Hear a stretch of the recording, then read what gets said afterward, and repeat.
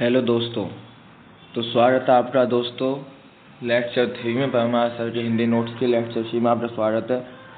तो दोस्तों इसकी जो 30-35 सेट था सबने उसमें ऐसा कर दिया कि शो में डाउनलोड नहीं हो रहे थे, लेकिन किसी तरीके से मैंने आपके लिए दोस्तों ये लेक्चर 3 डाउनलोड कर लिया है, ठीक है।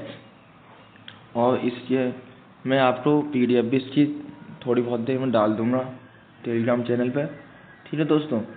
तो मैं चलिए करते हैं इसके लिए स्टार्ट। तो बहुत से भाई परेशान हो गए थे कहते हैं मैं भी दोस्तों की डाल क्यों शो में तो पहले उन्होंने डाले ही नहीं, फिर डाले तो दोस्तों डाउनलोड का ऑप्शन नहीं था, लेकिन अब फिलहाल में डाउनलोड हो गई है ये किसी तरीके से, ठीक है। तो दोस्तों चलिए दोस्तों इतने करते स्टार्ट। सबसे पहले दोस्तों पहला क्वेश्चन है कि तेलंगाना राज्य में स्थित प्रमुख कोयला उत्पादन क्षेत्र का नाम बताइए। तो दोस्तों सिंगरेनी कोयला क्षेत्र ये तेलंगाना में उपस्थित है, ठीक है। तो दोस्तों इधर साइड में आप देखोगे यहाँ पे दे रखे हैं प्रमुख राज्यों में कि कौन से राज्य में कौन से, जैसे भारत के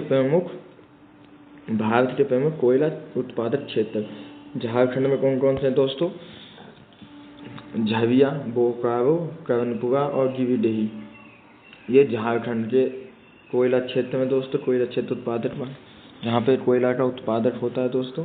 पश्चिम बंगाल में रानीगंज, बरजोरा, वीरभूमि और सोहागपुर। ओडिशा में तलचर, संबलपुर और इब नदी घाटी, ये ओडिशा के हैं दोस्तों, ये पश्चिम बंगाल के, ठीक है। नेक्स्ट कुछ और देखते हैं, जैसे कि मध्य प्रदेश में दोस्तों उमरिया और सिंगरौली, ये दोनों मध्य प्रदेश के कोयला उत्पादक क्षेत्र हैं। महाराष्ट्र में भी दो हैं, वर्धा घाटी और कामपटी वांदेर, ये महाराष्ट्र में हैं। छत्तीसगढ़ में कौन कौन से दोस्तों, कोरबा, सोहागपुर पश्चिम बंगाल में भी था दोस्तों, सोनहट, सुंदरगढ़, बांध रायगढ़ और विश्रामपुर, ये छत्तीसगढ़ के कोयला क्षेत्र है। बाद में तेलंगाना की तो गोदावरी घाटी और सिंगरैनी, दोस्तों ये सिंगरैनी है जो तेलंगाना का है और ये सिंगरौली है जो मध्य प्रदेश का है। तो इसमें आप कंफ्यूज हो सकते हो, तो थोड़ा इसे याद रखना कि इसमें तो है सिंगरैनी और इसमें है सिंगरौली, इसमें ओ की मात्रा है, इसमें ए की मात्रा है, ठीक है। तो जब PDF मिल जाएगी आप इसे एक बार अच्छे से याद कर लेना क्षेत्र कहाँ पे कौन सा है।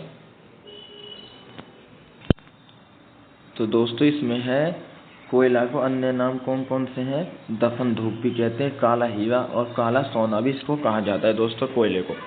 कोयला मुख्यतः दोस्तों 4 प्रकार का होता है, कौन कौन सा, एक होता है दोस्तों एंथ्रेसाइट, दोस्तों इनको कोयले को कार्बन के उस पर बांटा जाता है, जिसमें सबसे ज़्यादा कार्बन होता है उसे एंथ्रेसाइट कोयला कहते हैं, जिसमें थोड़ा कम होता है उसे बिटुमिनस, जिसमें थोड़ा कम उसे लिग्नाइट और जिसमें सबसे कम उसे पीट कोयला कहते हैं। तो एंथ्रेसाइट में दोस्तों 80 से 90% कोयला, बिटुमिनस में 70 से 80, लिग्नाइट में 50 से 70 और पीट कोयला में 50 से कम होता है दोस्तों, ठीक है। बाकी इसमें एंथ्रेसाइट सर्वोत्तम गुण कठोर कोयला है, ये धातु नरम कोयला बहुत हल्का होता है। इसकी आर्द्रता ये तमिलनाडु में दोस्तों सबसे अधिक मात्रा में पाया जाता है। कौन सा, लिग्नाइट कोयला तमिलनाडु में सबसे अधिक मात्रा में पाया जाता है, ठीक है दोस्तों। इसमें और है कि गोंडवाना कोयला जो है, गोंडवाना कोयला धातु क्रम कोयला का प्रमुख संसाधन दामोदर घाटी में स्थित है, जो सबसे ज़्यादा संसाधन है वो दामोदर घाटी में है। झरिया झारखंड, रानीगंज पश्चिम बंगाल और बोकारो प्रमुख कोयला भंडार क्षेत्र है, ठीक है।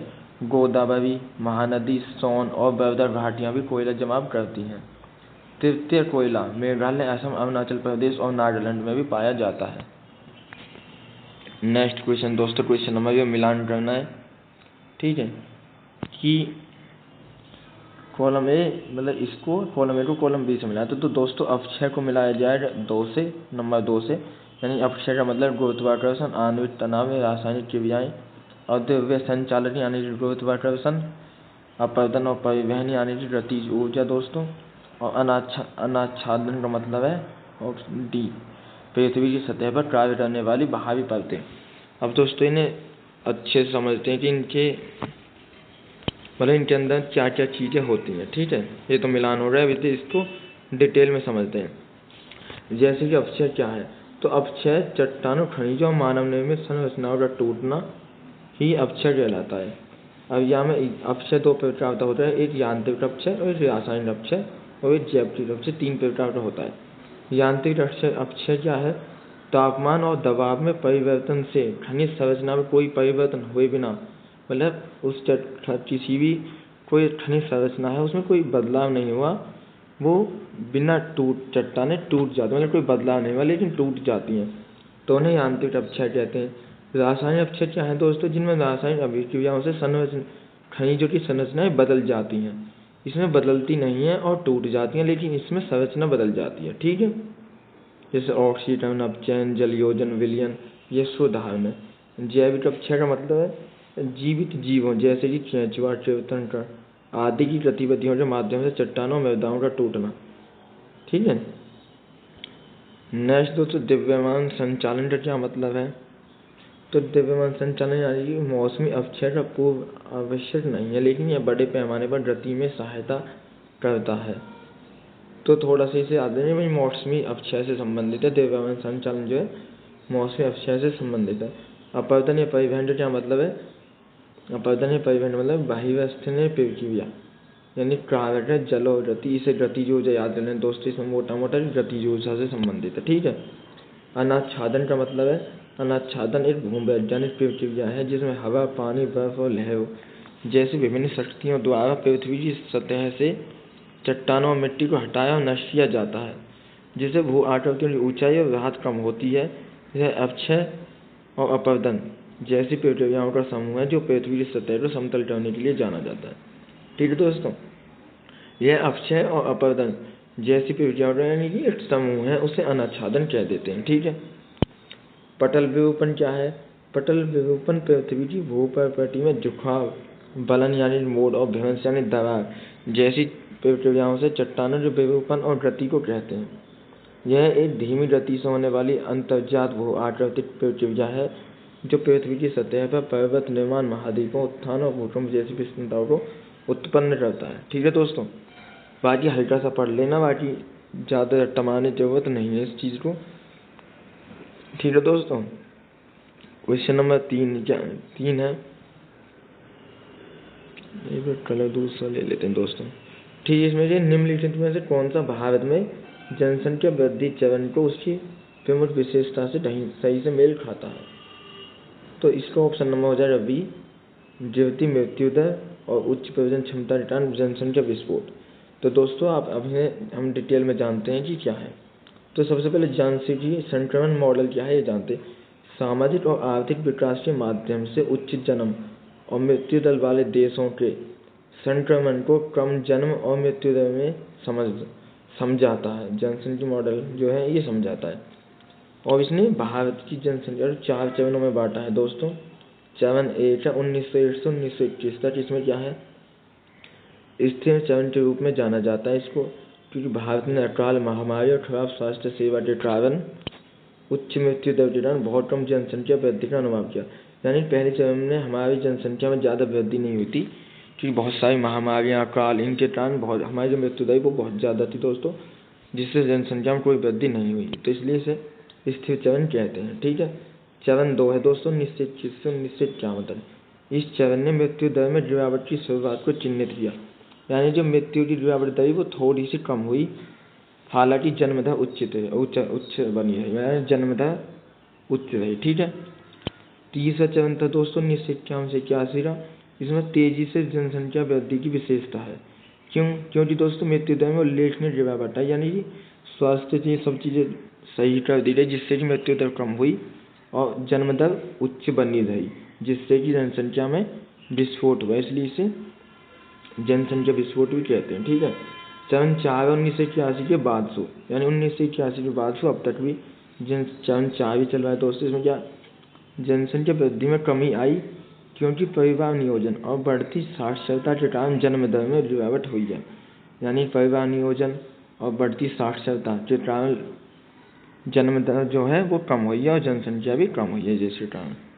ठीक है, क्वेश्चन नंबर 4 है कि निम्नलिखित में जल निकासी प्रणालियों के विकास के संबंध में निम्नलिखित कौन सा कथन सही है। ठीक है, तो वो कथन दोस्तों जो अगले पेज पर उसे देखते हैं। तो इस संबंध में कौन सा ऐसा माना जाता है कि प्राचीन इंडो ब्रह्मा नदी समय के साथ 3 प्रमुख जल निकासियों में विभाजित हो गई। तो दोस्तों ये सही पॉइंट है। ठीक है, दूसरा पॉइंट है कि गंगा और उसकी हिमालय सहायक नदियाँ केंद्रीय जल निकासी प्रणाली का प्रतिनिधित्व करती हैं, तो ये भी सही है दोस्तों। ठीक है, पश्चिमी जल निकासी में ब्रह्मपुत्र और उसकी सहायक नदी शामिल है, तो ये गलत हो जाएगा। केवल 1 और 2 इसके ऑप्शन ठीक है। ठीक है, इसमें दोस्तों इस चार्ट को आप एक बार पढ़ लेना कि भारत में नदी तंत्र एक हिमालय नदी होती है, प्रायद्वीप की नदी होती है दोस्तों। हिमालय नदियों में प्रमुख नदियां हैं सिंधु नदी, गंगा नदी और ब्रह्मपुत्र नदी। फिर प्रायद्वीप नदियों को 2 भागों में बांटा जाता है। बंगाल की खाड़ी में जो मुहाना बनाती है अरब सागर में, तो बंगाल की खाड़ी महानदी, कृष्णा, पेन्नार, कावेरी और बेगई। इसमें अरब सागर में नर्मदा, ताप्ती, महानदी और पेरियार। ठीक है, यहाँ पे ब्रह्मपुत्र है कि ब्रह्मपुत्र की लंबाई 2900 किलोमीटर, भारत में 916। इसका उद्गम जो है चेमायुंडम हिमनद है, अंगसी हिमनद तिब्बत से होता है दोस्तों, और ये हिमालय की पूर्वी सीमा बनाती है। ब्रह्मपुत्र नदी हिमालय की पूर्वी सीमा बनाती है दोस्तों। इसके बारे में महत्वपूर्ण तथ्य हैं कि इसी बाएं हाथ से की नदियाँ सहायक नदियाँ और दाएं की सहायक नदियाँ। तो बाएं से हैं लोहित, धनसिरी और दिबांग, और दाएं से हैं कामेंग, मानस, तीस्ता, सुबनसिरी और संकोश। ठीक है, इसे ब्रह्मपुत्र नदी नामचा बर्मा तिब्बत से तेजी से यू टर्न लेती है और भारत के अरुणाचल में प्रवेश करती है। फिर वह धोबी असम से दक्षिण की ओर मुड़ जाती है दोस्तों। ठीक है, नेक्स्ट है माजुली, तो दुनिया का सबसे बड़ा नदी द्वीप है, और उमानंद जो दुनिया का सबसे छोटा नदी द्वीप है। ये दोनों ही ब्रह्मपुत्र नदी पर हैं। ठीक है, यह सुंदरवन डेल्टा दुनिया का सबसे बड़ा डेल्टा बनाती है। नेक्स्ट है मणिपुर पहाड़ियों से निकलने वाली बराक नदी बांग्लादेश में सोरमा और कुशिया नदियों के रूप में प्रवेश करती है, और बाद में यह मेघ नदी कहलाती है। जहाँ पद्मा, इसे भारत में गंगा को पद्मा, भारत में गंगा कहते हैं, बांग्लादेश में पद्मा, इसे पद्मा कहते हैं। ठीक है, भारत में ब्रह्मपुत्र को जमुना और भारत में ब्रह्मपुत्र कहते हैं, बांग्लादेश में इसको जमुना कहते हैं दोस्तों। और दोनों की संयुक्त धारा को मेघना कहते हैं। ठीक है, ढोल सदिया पुल, जिसे भूपेन हजारिका पुल भी कहा जाता है, असम और अरुणाचल प्रदेश से जोड़ता है। यह लोहित नदी पर स्थित है। ठीक है दोस्तों, तीस्ता नदी का उद्गम कहाँ से होता है, तो सिक्किम के उत्तरी भाग में स्थित तसोलहोमो झील, यह चोलामो झील कहते हैं जिसे, उससे इसका उद्गम होता है दोस्तों। ठीक है, नेक्स्ट क्वेश्चन है कि भारत की सबसे कम जनसंख्या किस राज्य की है, तो सिक्किम की सबसे कम है दोस्तों जनसंख्या, और सर्वाधिक जनसंख्या है यूपी की। ठीक है, और जो भारत का जनसंख्या घनत्व 2011 के अनुसार 382 है। तो दोस्तों एक टेबल दी है जिसमें जो है सबसे ज़्यादा जनसंख्या घनत्व किस राज्य का, बिहार का, कितना 1106। दूसरे पर पश्चिम बंगाल है दोस्तों। ऐसे ही सबसे कम जनसंख्या घनत्व किस राज्य का, अरुणाचल का, 70 है। दूसरे पर मिजोरम है।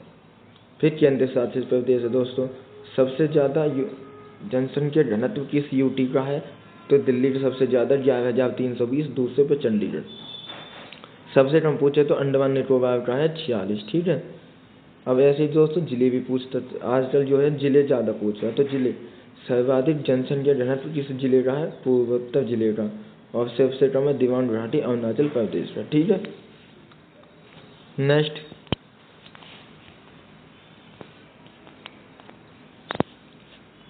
है दोस्तों जी क्षेत्रफल के आधार पर सबसे बड़ा राज्य राजस्थान, क्षेत्रफल के आधार पर सबसे छोटा राज्य गोवा, और मिजोरम में मोलासिस बेसिन भी कहते हैं दोस्तों। ठीक है, क्वेश्चन नंबर 6 है कि दिवाला शोधन अक्षमता IBC 2016 का प्राथमिक उद्देश्य क्या है, तो इसका ऑप्शन सी सही है। व्यवसायों में वित्तीय संकट के समाधान की प्रक्रिया को सरल बनाना इसका उद्देश्य है। ठीक है दोस्तों, नेक्स्ट क्वेश्चन देख लो, क्वेश्चन नंबर 7। क्वेश्चन नंबर 7 में क्या है 1947 और 1990 के बीच भारत द्वारा अपनाए गए नियामक ढांचे, जिसे अक्सर लाइसेंस राज कहा जाता है, का उद्देश्य आर्थिक गतिविधियों को निर्देशित करना था। हालांकि इसके कुछ इच्छित लाभ थे, लेकिन इस प्रणाली से जुड़ा एक महत्वपूर्ण नकारात्मक परिणाम क्या था, यानी कि इससे जुड़ा एक नकारात्मक परिणाम क्या था। तो दोस्तों इससे नकारात्मक परिणाम था कि नए व्यवसायों के प्रवेश में बाधाएं उत्पन्न करना, नवाचार में बाधा उत्पन्न करना और अचलताएं बढ़ाना।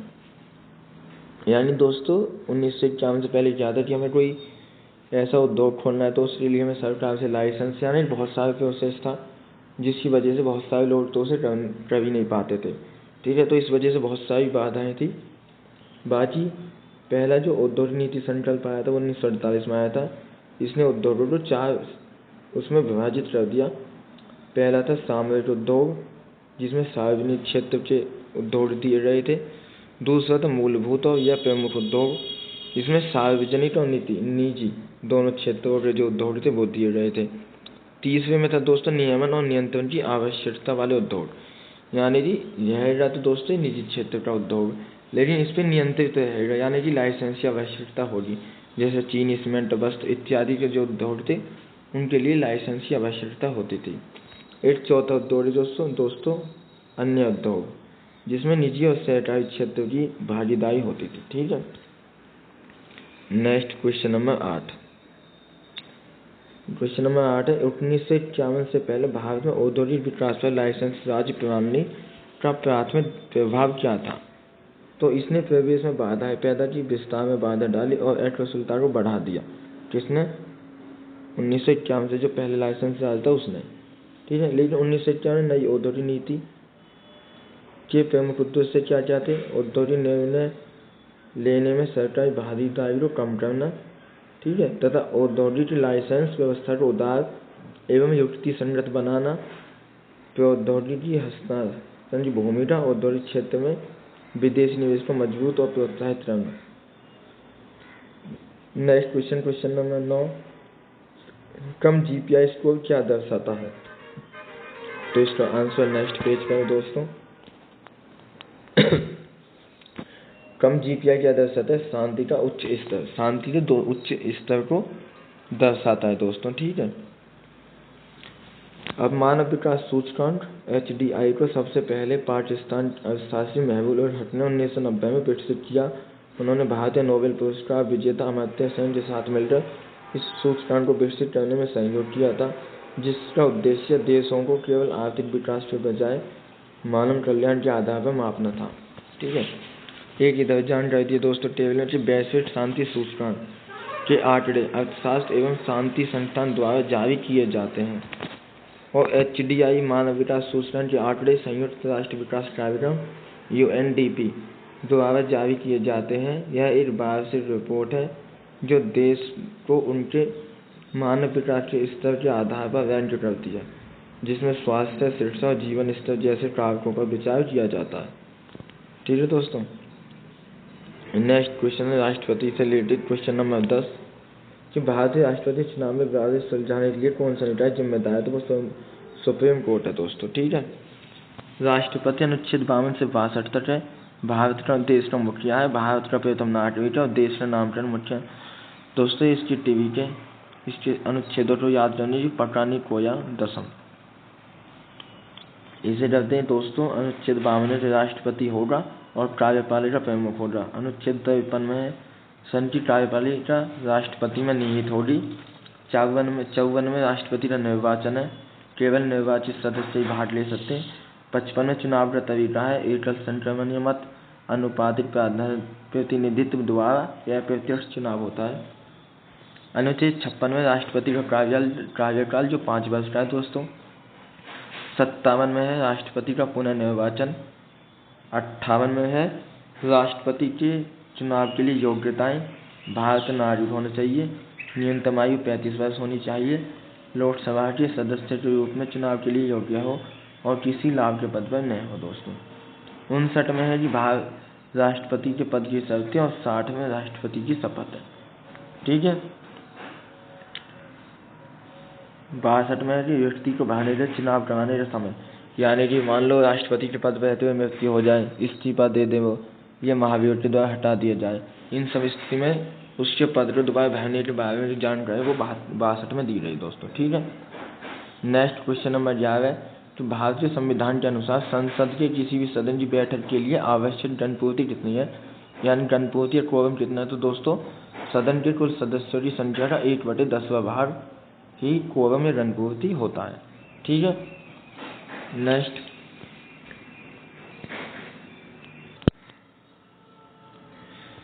अनुच्छेद 100 में क्या है दोस्तों कि सदनों में मतदान और जनपूर्ति के बारे में बताया गया है, जिसमें अनुच्छेद 100 के 1 में क्या है कि अध्यक्ष और सभापति पहली बार में मतदान नहीं करेंगे, लेकिन बराबर की स्थिति में निर्णायक मत का प्रयोग करेंगे। ठीक है, 100 के 3 में क्या है जनपूर्ति के क्वोरम के बारे में बताया गया है दोस्तों कि जनपूर्ति कार्यवाही को आगे बढ़ाने के लिए सदन की कुल संख्या का न्यूनतम 1/10वां हिस्सा आवश्यक है। ठीक है दोस्तों, 100 के 4 में है कि यदि जनपूर्ति पूरा नहीं होता है तो पीठासीन अधिकारी द्वारा सदन स्थगित कर दिया जाता है। नेक्स्ट क्वेश्चन है क्वेश्चन नंबर 12। इसमें जो है संविधान द्वारा निर्धारित लोकसभा की अधिकतम सदस्य संख्या 550 है दोस्तों। ये 104वें संविधान संशोधन 2020 में लोकसभा और राज्य विधानसभाओं में आंग्ल भारतीय समुदाय के लिए जो सीटों का आरक्षण था उसको समाप्त कर दिया गया। साथ ही SC और ST के लिए लोकसभा और राज्य विधानसभाओं में सीटों के आरक्षण को अगले 10 वर्षों यानी 2030 तक के लिए बढ़ा दिया गया। यह संशोधन भारत के संविधान के अनुच्छेद 334 में संशोधन करके किया था। पहले लोकसभा की सदस्य संख्या 552 थी, वर्तमान में 550 है दोस्तों। अनुच्छेद 80 में क्या है कि राज्यसभा की संरचना, जिसमें कुल सदस्य 230, 238 निर्वाचित, 12 मनोनीत, कुल 240 होते हैं दोस्तों। ठीक है, राष्ट्रपति द्वारा नामित 12 सदस्य साहित्य, विज्ञान, कला, सामाजिक क्षेत्र से होते हैं। अनुच्छेद 80 में लोकसभा की दोस्तों ये 79 होना चाहिए, राज्यसभा ये 80, लोकसभा जो गठन है 81 में है। ठीक है, ये 80 में, तो यहाँ पे 81 कर लेना, थोड़े करेक्शन कर लेना, PDF में 81 है यहाँ पे। ठीक है, 81 में क्या है लोकसभा की संरचना, इसमें कुल सदस्य 530, 230 राज्यों से और 20 UT से होते हैं। ठीक है, अनुच्छेद 79 में संसद का गठन है। संसद में कौन कौन राष्ट्रपति होते हैं दोस्तों। लोकसभा होती है जिसे निम्न सदन या जनता का सदन भी कहते हैं। राज्यसभा जिसमें उच्च सदन, स्थायी सदन, राज्य की परिषद या वरिष्ठों का सदन भी कहते हैं। लोकसभा और राज्यसभा की पहली बैठक 13 मई 1952 को हुई थी। लोकसभा और राज्यसभा की पहली बैठक 13 मई 1952 को, और लोकसभा का गठन दोस्तों 17 अप्रैल, लोकसभा का गठन 17 अप्रैल को हुआ था। लोकसभा और राज्यसभा की पहली बैठक पूछे तो 13 मई 1952 और लोकसभा का गठन 13 अप्रैल 1952 को। 13वां क्वेश्चन है भारतीय साक्ष्य अधिनियम 2013 के अध्याय 1 के अनुसार निम्नलिखित में से कौन सा अधिनियम के तहत लागू नहीं है। तो न्यायालय अधिकार के समक्ष प्रस्तुत शपथ पत्र ये अधिनियम के तहत लागू नहीं है दोस्तों। ये 3 चीजें जबकि लागू हैं, ये लागू नहीं है। ठीक है, नेक्स्ट क्वेश्चन नंबर 4 है गर्भ अवस्था का चिकित्सीय समापन या संशोधन अधिनियम 2021 ने भारत में कानूनी गर्भपात ढांचे का विस्तार कैसे किया। विशेष मामलों के लिए गर्भपात के गर्भकालीन सीमा बढ़ाकर 24 सप्ताह की गई। सीधे फैक्ट याद कर लेना दोस्तों। पराक्रम दिवस से संबंधित सुभाष चंद्र बोस, ये सब की तो पता होगा। ठीक है, नेक्स्ट सुभाष चंद्र बोस के बारे में जन्म 23 जनवरी 1897 को हुआ था। जन्म 23 जनवरी 1897 नावेदी जय हिंद, तुम मुझे खून दो मैं तुम्हें आज़ादी दूंगा और दिल्ली चलो, ये 3 इन्होंने नावेदी थे। ओरलैंडो माज़र्टो, उन्होंने इस नाम का इस्तेमाल एक इतालवी पासपोर्ट के साथ किया था और इस छद्म नाम से बर्लिन में कई पत्र और बैठकें की। इस छद्म नाम से बर्लिन में कई पत्र और बैठकें की। राष्ट्रीय योजना समिति का गठन 1938 में किया। अखिल भारतीय फॉरवर्ड ब्लड की स्थापना 1939 में। कांग्रेस के हरिपुरा त्रिपुरा अधिवेशन की अध्यक्षता की। आज़ाद हिंद फौज का नेतृत्व किया और रानी लक्ष्मीबाई के नाम पर एक रेजिमेंट का गठन किया। चंद्रशेखर आज़ाद ने भगत सिंह और सुखदेव जी के साथ मिलकर 1928 में HSRA का गठन किया। 1926 में भगत सिंह जी ने पंजाब नौजवान भारत सभा का गठन किया था। ठीक है।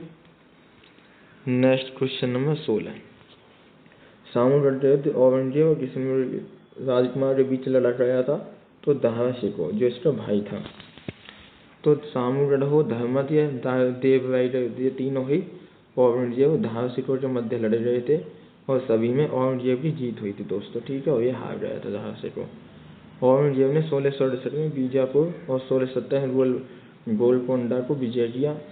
पुरंदर की संधि 1665 में शिवाजी और औरंगजेब की तरफ से जयसिंह के मध्य हुई। इस संधि के तहत शिवाजी ने अपने 35 किलो में से 30 औरंगजेब को दे दिए थे। 1674 में रायगढ़ में शिवाजी का राज्याभिषेक हुआ और खुद को छत्रपति घोषित किया। 1674 में राज्याभिषेक और खुद को छत्रपति घोषित किया। 17 में क्या है, भारतीय शास्त्रीय नृत्य में सप्तव्या किस संत द्वारा शुरू किया गया। तो संत थे गुरु शंकरदेव। कथकली को मुखौटा नृत्य कहते हैं। मोहिनीअट्टम भगवान विष्णु के असुरों में अमृत कला प्राप्त करने के लिए मोहिनी का रूप धारण किया था। सभी शास्त्रीय नृत्य नाट्य शास्त्र में उल्लेख है। नाट्य शास्त्र को पंचवेद कहा जाता है, जिसे भरत मुनि ने संकलित किया था। ठीक है। इस टेबल को आप देख लेना बाद में PDF से। Question number 18। चिपको आंदोलन के दौरान ग्रामीणों द्वारा निम्नलिखित में से इस पद्धति का उपयोग किया गया। तो काटने से रोकने के लिए पेड़ों को गले लगाया। काटने से रोकने के लिए पेड़ों को उन्होंने गले से लगा लिया था। आप यहाँ पे चित्र देख सकते हैं दोस्तों। कुछ इस तरीके से पेड़ से चिपक गए थे, इसलिए चिपको आंदोलन कहते हैं। चिपको आंदोलन की शुरुआत 1973 में सुंदरलाल बहुगुणा द्वारा शुरुआत की गई, जो उत्तराखंड के चमोली जिले में है। कहाँ? उत्तराखंड के चमोली जिले में है। Question number 19। कोशिका चक्र के GO या G शून्यचरण के बारे में निम्नलिखित में से कौन का कथन सबसे सटीक है। यह एक अस्थायी शांत चरण है। एक अस्थायी शांत चरण है जहाँ कोशिकाएं कोशिका चक्र से बाहर निकलती हैं। यह एक अस्थायी शांत चरण है जहाँ कोशिकाएं कोशिका चक्र से बाहर निकलती हैं। कोशिका चक्र होता है इसे GO या शांत चरण कहते हैं। एक जीवन होता है, चरण जीवन चरण होता है। कोशिका बढ़ती है और अपने सामान्य कार्य करती है। DNA प्रतिकृति तैयार करती है। S चरण क्या होता है? इसमें संश्लेषण होता है। कोशिका अपने DNA की प्रतिकृति बनाती है। प्रत्येक गुणसूत्र की 2 समान प्रतियां बनाती है। G2 चरण में क्या होता है? कोशिका बढ़ना जारी रखती है और समसूत्रण की तैयारी करती है, सुनिश्चित करती है कि DNA प्रतिकृति पूरी हो गई है और कोशिका विभाजित होने के लिए तैयार है। ठीक है। कोशिका विभाजन किस प्रकार से होता है? तो कोशिका विभाजन 2 प्रकार से होता है। तो समसूत्री कोशिका विभाजन, एक अर्धसूत्री कोशिका विभाजन। समसूत्री विभाजन 2 संतति कोशिकाएं उत्पन्न करता है, जबकि अर्धसूत्री विभाजन 4 संतति कोशिकाएं उत्पन्न करता है। ठीक है। दैहिक कोशिकाओं में होता है और यह जनन कोशिकाओं में होता है। संतति कोशिकाएं द्विगुणित होती हैं, संतति कोशिकाएं एकगुणित होती हैं। समसूत्र में वृद्धि, सुधार और अलैंगिक जनन के उत्तरदायी है, जबकि यह युग्मक यानी अंडा में शुक्राणु कोशिका निर्माण के लिए उत्तरदायी है। कि next question number 20। Question number कोई तरंग किसी संकीर्ण छिद्र से गुजरती है तो निम्नलिखित में से कौन सी घटना घटित होती है। यानी बहुत पतले से क्षेत्र से गुजरती है तो क्या होता है? विवर्तन होता है दोस्तों। जो विवर्तन जैसे यानी एक रेखाई यहाँ से गुजरी तो ये थोड़े से अपने स्थान से अलग हो जाती है। ठीक है। अपवर्तन क्या होता है? अपवर्तन वह क्रिया जिसमें प्रकाश एक माध्यम से दूसरे माध्यम में प्रवेश करता है, अपने मार्ग से मुड़ जाता है, ये अपवर्तन होता है दोस्तों। ये अपवर्तन है। ठीक है। ये अपवर्तन होता है दोस्तों। जब ऐसे आती है थोड़ी सी अपने मार्ग से हट जाते हैं तो उसे अपवर्तन कहते हैं। अपवर्तन के 2 नियम है। पहला नियम यह है कि आपतित किरण, ये वाली किरण, अपवर्तित किरण, ये वाली किरण, और आपतन बिंदु, ये जो वाला बिंदु है दोस्तों, यहाँ पे जो बिंदु है यहाँ पे पर अभिलंब होती हैं। कैसे? मतलब लंब होती हैं सीधे। ठीक है। नेक्स्ट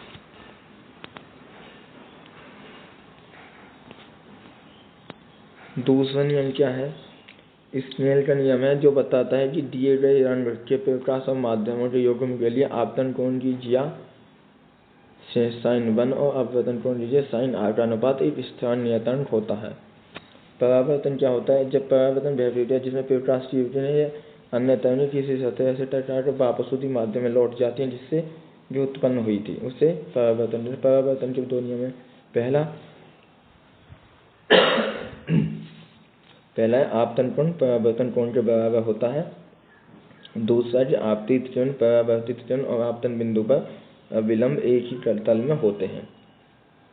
ये भी दोस्तों इसी तल पे है, यहाँ से वापस अब ये भी इसी तल पे, यानी एक ही तल पे होते हैं। ठीक है। विवर्तन क्या? विवर्तन वह घटना जब कोई तरंग जैसे पेवट्रास्टिविटी किसी अवरोध के किनारे किसी संकीर्ण छिद्र से गुजरते समय मुड़ जाती है और फैल जाती है, उसे विवर्तन कहते हैं। क्वेश्चन नंबर 21, आवर्त नियम के अनुसार किस विभव की आवर्ती का वर्ग निम्न के समानुपाती होता है? तो इसकी कक्षा के अर्धदीर्घ अक्ष का घन। केपलर ने दोस्तों 3 नियम दिए थे। कौन सा पहला नियम है? पहला नियम कहता है कि यह दीर्घवृत्ताकार कक्षाओं में सूर्य चारों ओर घूमता है जिससे सूर्य फोकस पर होता है।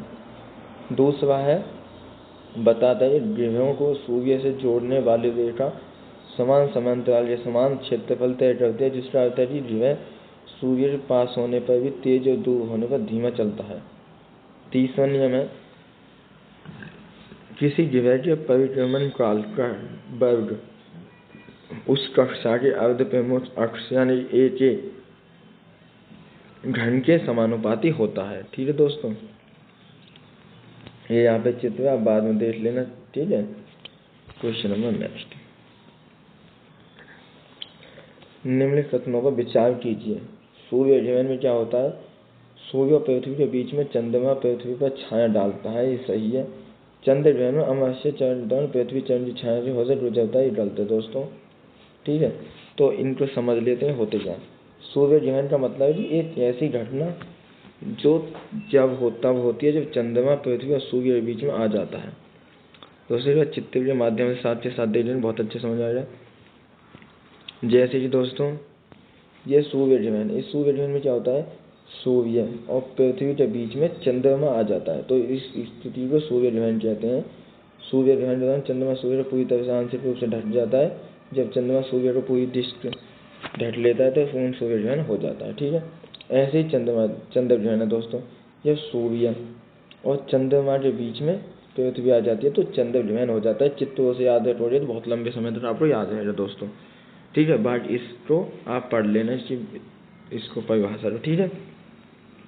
बाकी ज्वार भाटा के बारे में बात कर लेते हैं। ज्वार भाटा पृथ्वी की सतह पर मौजूद पानी के नियमित रूप से उठने और गिरने को कहते हैं, जो मुख्य रूप से चंद्रमा और सूर्य के गुरुत्वाकर्षण खिंचाव के कारण होता है। चंद्रमा का गुरुत्वाकर्षण बल समुद्र के पानी को अपनी ओर खींचता है, जिससे ज्वार उच्च ज्वार आता है और फिर पृथ्वी के घूर्णन के कारण एक उभार बनता है जो भाटा निम्न ज्वार का कारण बनता है। यह प्रक्रिया दिन में 1 या 2 बार होती है, जिसके परिणाम स्वरूप समुद्र तल का स्तर बदलता रहता है। एक उच्च ज्वार और निम्न ज्वार में अंतर 6 घंटे 12 मिनट का होता है, जबकि एक उच्च या निम्न भाट के अंतर 12 घंटे 25 मिनट का अंतर होता है। क्वेश्चन नंबर 23 है जिक्र लोक संगीत परंपरा किस राज्य की लोकप्रियता? असम की है। जिक्र कहाँ का है दोस्तों? तो असम का है। ठीक है। क्वेश्चन नंबर 24, निम्नलिखित में से कौन सा युग्म सही सुमेलित है? तो सेल्यूलोज पादप कोशिकाओं को संरचना शक्ति प्रदान करता है। सेल्यूलोज तो है जो पादप कोशिकाओं को संरचना शक्ति प्रदान करता है, ये सही है। बिलियन हाइपरप्रोटीन हाइपरप्रोटोनिक आइसोट्रोपिक प्रवेशन दाब के आधार पर परिभाषित किया जाता है। ये 3 प्रकार के दोस्तों, जैसे संप्रसारी आइसोटोनिक विलयन में विलय की सांद्रता कोशिका के अंदर विलयन के बराबर होती है।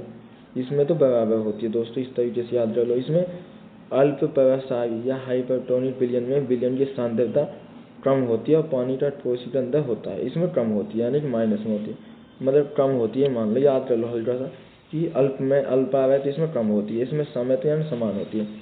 अति प्रसारी में विलयन की सांद्रता अधिक होती है और पानी कोशिका से बाहर निकलता है, इसमें अति आ रहा है दोस्तों, अति ज़्यादा के लिए आता है तो इसमें अधिक होती है। ठीक है, इस तरीके से हल्का याद कर लेंगे, वहीं से बन जाता है क्वेश्चन फिर।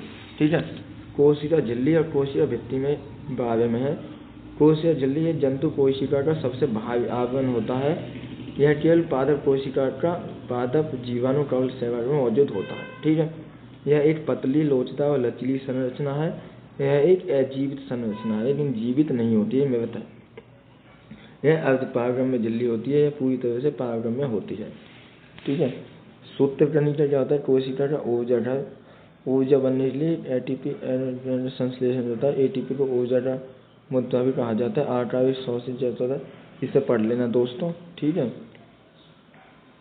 बाकी लाइसोसोम, केंद्र, गोल्गी का इनके पढ़ लेते हैं। लाइसोसोम, इसे कोशिका की आत्महत्या तैयारी कहते हैं। लाइसोसोम को कोशिका की आत्महत्या तैयारी कहते हैं। लाइसोसोम पाचन एंजाइम यानी खुदवी अंतः प्रद्रव्य जालिका में निर्मित से बाहर होते हैं, जो कोशिका के अपशिष्ट निपटने वाली प्राणियों को कार्य करते हैं। केंद्र क्या, केंद्र खोज 1838 में रॉबर्ट ब्राउन ने करी और इसे कोशिका का मस्तिष्क कहते हैं। गोल्गी क्या है दोस्तों यह प्रोटीन और वसा की संवेष्टन ऑपरेशन के लिए जिम्मेदार है। इसे कोशिका का डॉक्टर कहते हैं। दोस्तों वो लगातार बोलते रहते, मतलब इतनी आदत नहीं है, तो कभी कभी थोड़ा अजीब सा बोल जाता है, तो उसके लिए आप थोड़ा मैनेज कर लेना। ठीक है, क्योंकि इतना बोलने की आदत नहीं लगातार दोस्तों, इतना बोलने में। राइबोसोम का मतलब है कि ये प्रोटीन संश्लेषण के लिए आवश्यक कोशिका संरचना है। ठीक है, यहाँ से आप थोड़ा थोड़ा देख लेना इसको, कोशिका के बारे में, कौन कहाँ पर कैसे स्थित होता है। बाकी नेक्स्ट क्वेश्चन देख लेते हैं।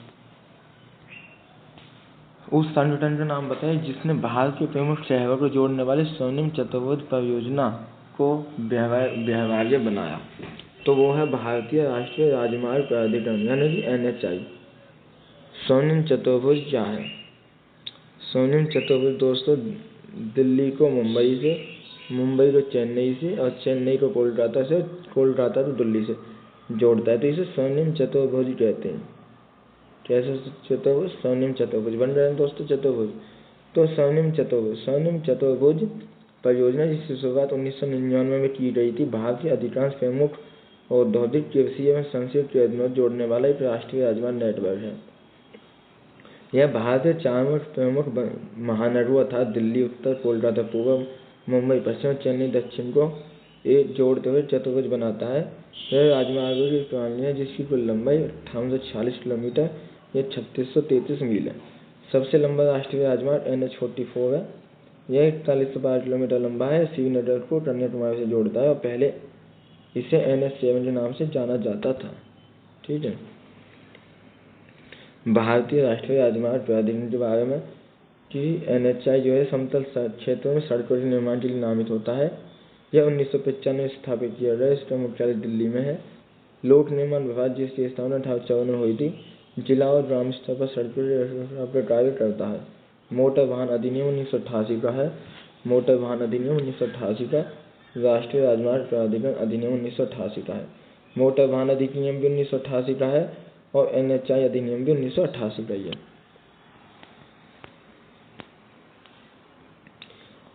उत्तर दक्षिण पूर्वी पश्चिम गलियारा।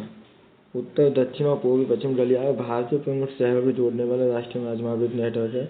यह 2 राजमार्गों क्रियान्वयन से मिलकर बनता है। उत्तर दक्षिण राजमार्ग जो उत्तर से श्रीनगर से दक्षिण से कन्याकुमारी तक 4000 किलोमीटर में 2500 मील तक फैला है, जिसकी एक शाखा कोच्चि तक जाती है। और पूर्व पश्चिम राजमार्ग जो पूर्व से सिलचर से पश्चिम में पोरबंदर तक इतने का विस्तृत है, जहाँ से उत्तर दक्षिण और पूर्व पश्चिम गलियारों का जंक्शन है।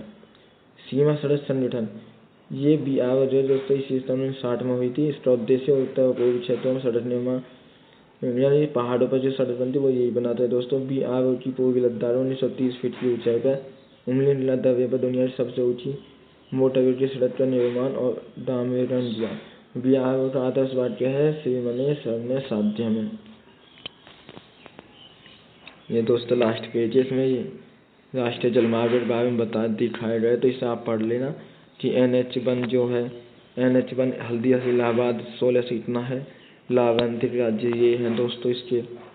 NH2 के बारे में पढ़ लेना।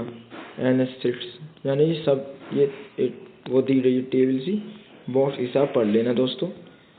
बाकी बताना दोस्तों कि मतलब वीडियो लाइक कर देना, चैनल को सब्सक्राइब कर देना और दोस्तों प्यार से कमेंट भी कर दिया करो। ठीक है, और जितना हो सके वीडियो को शेयर भी करो ज़्यादा से ज़्यादा। दोस्तों ऐसा भी हो सकता है कि परमार सर कॉपीराइट वगैरह मार दे, तो उसके लिए भी अगर दोस्तों ऐसा होता है तो आपको मेरा साथ देना होगा कि दोस्तों फिर अगर उन्हें कॉपीराइट मार दे तो मेरा चैनल भी उड़ सकता है। इसलिए दोस्तों प्लीज़ उस समय सपोर्ट जरूर करना अगर ऐसा होता है तो। ठीक है दोस्तों, तो बाद में मिलते हैं दोस्तों नेक्स्ट लेक्चर में। जब तक के लिए आप चैनल को सब्सक्राइब कर लो ताकि आपको नेक्स्ट प्रैक्टिस सेट की वीडियो भी मिल जाए। ठीक है दोस्तों, जय हिंद।